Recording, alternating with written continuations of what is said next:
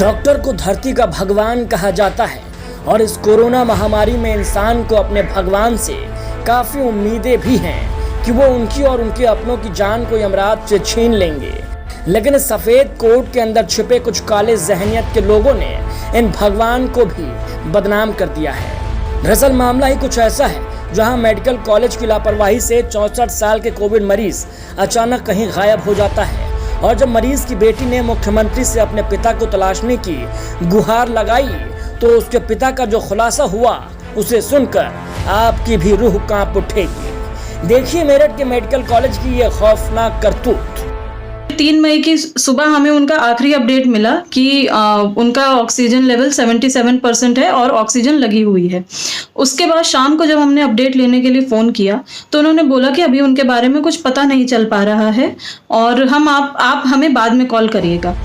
मूल रूप से बरेली के रहने वाले 64 साल के संतोष कुमार गाजियाबाद के राजनगर एक्सटेंशन में अपनी बेटी शिफा शिवांगी और दामाद अंकित के साथ रहते हैं। बेटी के मुताबिक बीती 21 अप्रैल को उनके पिता संतोष बाथरूम में गिर गए थे और उन्हें चोट लग गई थी। पिता को गाजियाबाद के एक अस्पताल में ले जाया गया तो उनकी कोविड रिपोर्ट पॉजिटिव आ गई, जिसके चलते अस्पताल ने उन्हें हायर सेंटर ले जाने के लिए कहा।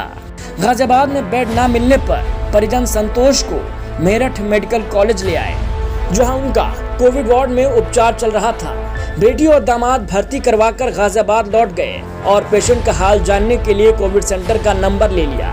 मेडिकल कोविड सेंटर से 2 मई तक कर्मचारी हाल बताते रहे, लेकिन 3 मई को बताया कि संतोष कुमार को आईसीयू वार्ड में रखा गया है और उनका ऑक्सीजन लेवल 89 है। अगले दिन परिजनों ने कोविड सेंटर से अपडेट पूछा तो उन्होंने गोलमोल जवाब दिया और ये कहकर फोन काट दिया कि कुछ देर में बात कीजिए। वो एक्चुअली सुबह गिर गए थे उस दिन और फिर जब हमने वहाँ गाज़ियाबाद के डिस्ट्रिक्ट हॉस्पिटल में उन्हें दिखाया तो वो कोविड पॉजिटिव आए। फिर वहाँ पे कहीं हमें बेड नहीं मिला तो हमें यहाँ रेफ़र किया गया, तो हम यहाँ आए और उन्हें एडमिट कराया। उसके बाद से हमें अपडेट मिलती रही पापा की। पहले अपडेट मिली कि वार्ड में है और 98% ऑक्सीजन है। उसके बाद अपडेट मिली अभी 3 तारीख की अपडेट मिली कि आईसीयू में है और 77% ऑक्सीजन है। और एक दिन मतलब 2 मई को रात में अपडेट मिली कि 77% ऑक्सीजन है और मॉर्निंग में मिली कि अभी आईसीयू में ही है और ऑक्सीजन लगा हुआ है उन्हें। लेकिन बाप तो आखिर बाप होता है। गाजियाबाद से बेटी शिफा और दामाद मेडिकल से अपडेट मांगते रहे। कई दिनों से पिता का कोई अपडेट नहीं मिला तो थक हार कर बेटी मेरठ पहुंची।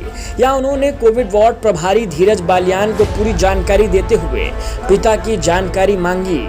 मेडिकल के हर वार्ड में पिता को तलाशा गया लेकिन उनका कोई सुराग नहीं मिला। थक हार कर बेटी शिफा ने डीएम एडीएम से शिकायत की और साथ ही अपना एक वीडियो बनाकर मुख्यमंत्री को भेजकर पिता की बरामदगी की गुहार लगाई। शिफा का कहना है कि उसकी मां उषा कैंसर की मरीज है। अगर उन्हें पापा के बारे में बताया गया तो हालत खराब हो जाएगी। एक पेशेंट चला गया, उन्हें पता ही नहीं, एक पूरा बेड खाली हुआ है, उन्हें नहीं पता। ये कैसी इनकी बातें हैं। तो कृपया करके मैंने आज एडीएम सर को भी इस बात का संज्ञान दिया है। तो अभी तक पर कुछ पापा के बारे में कुछ पता नहीं चला है। तो कृपया करके प्लीज़ मुझे मेरी मदद करिए और प्लीज़ मुझे मेरे पापा के बारे में बताइए। मेरी मम्मी भी कैंसर पेशेंट है, हम लोग बहुत मुसीबत में है इस टाइम और कृपया करके हमारी मदद करिए। मुख्यमंत्री से गुहार लगाने के बाद जब मेडिकल कॉलेज ने छानबीन की तो चौंकाने वाला खुलासा हुआ। खुलासे में सामने आया कि संतोष कुमार की मौत हॉस्पिटल में भर्ती करने के 2 दिन बाद यानी 23 तारीख को ही हो चुकी थी और मौत के 3 दिन बाद उनका अज्ञात में अंतिम संस्कार भी कर दिया गया। लेकिन बेचारी शिफा को शायद ये पता नहीं था कि जिस पिता के इलाज के लिए वो अपने से दूर मेरठ में भर्ती करके जा रही है, वो पिता उन्हें हमेशा के लिए छोड़कर बहुत दूर चले जाएंगे और उनके आखिरी दर्शन भी परिवार को नहीं होंगे। वहीं मेडिकल कॉलेज के प्रिंसिपल ज्ञानेंद्र चौहान और सुपरिटेंडेंट सुधीर राठी की बात सुनकर तो इस सिस्टम से ही विश्वास उठ जाएगा, क्योंकि प्रिंसिपल ने जो मीडिया को बयान दिए हैं उसमें 2 बार अलग अलग बात कही गई, जिसमें खुद प्रिंसिपल झूठे साबित हो रहे हैं और गुनहगारों को बचाने का प्रयास करते नजर आ रहे हैं। प्रिंसिपल ने पहले तो बताया था कि मरीज का इस तरह गायब हो जाना स्टाफ की बड़ी लापरवाही है और ऐसे लोगों पर जांच कर कार्रवाई की जाएगी उन्होंने कहा था कि जब संतोष कुमार के घर वाले फोन कर उनके बारे में पूछा करते थे तब शायद उनके दूसरे भर्ती मरीज संतोष देवी के बारे में बताया जाता होगा, क्योंकि उस वक्त संतोष नाम के 2 मरीज यहाँ भर्ती थे।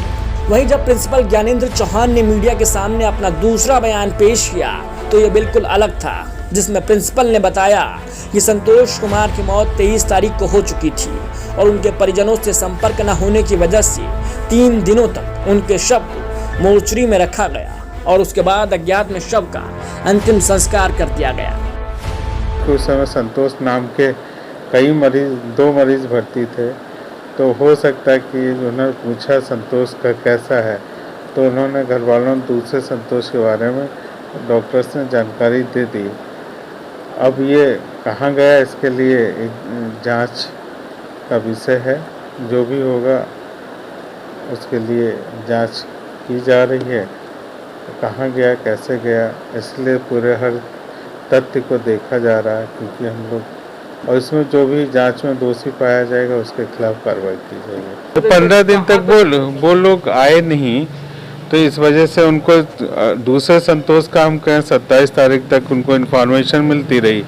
वो दूसरा संतोष जब नहीं वहाँ से वो भी शायद एक्सपायर हो गया था, फीमेल थी, एक्सपायर हो गई थी, तब उनको 2-3 दिन वो नहीं मिला, तब वो इसके बाद आए।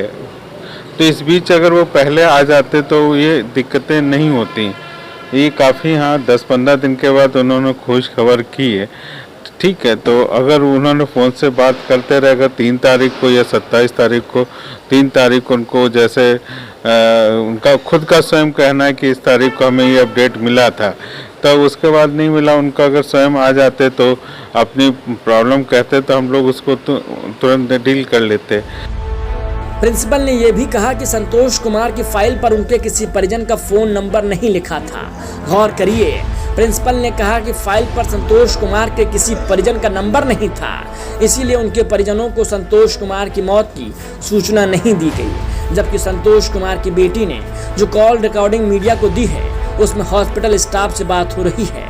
उन्होंने साफ कहा कि आपके मरीज को आईसीयू में भर्ती कराया गया है और 89% ऑक्सीजन है। संतोष के दामाद द्वारा फिर दोबारा पूछने पर कि ये आप हमारे ही मरीज के बारे में बता रहे हो, तो हॉस्पिटल से मरीज की पूरी डिटेल देते हुए कहा गया कि ये जो मोबाइल नंबर लिखा हुआ है ये आप ही का है ना, मतलब जो कॉल रिकॉर्डिंग है उसमें फाइल पर नंबर लिखे होने का जिक्र किया गया है। बावजूद इसके प्रिंसिपल ने क्यों कहा कि फाइल पर कोई मोबाइल नंबर नहीं था जिससे संतोष के परिजनों से संपर्क किया जाता। ये रिकॉर्डिंग है पूरी हमारी, जब हमने यहाँ से अपडेट लिया था। संतोष कुमार सन ऑफ सीताराम को कोई अपडेट मिला?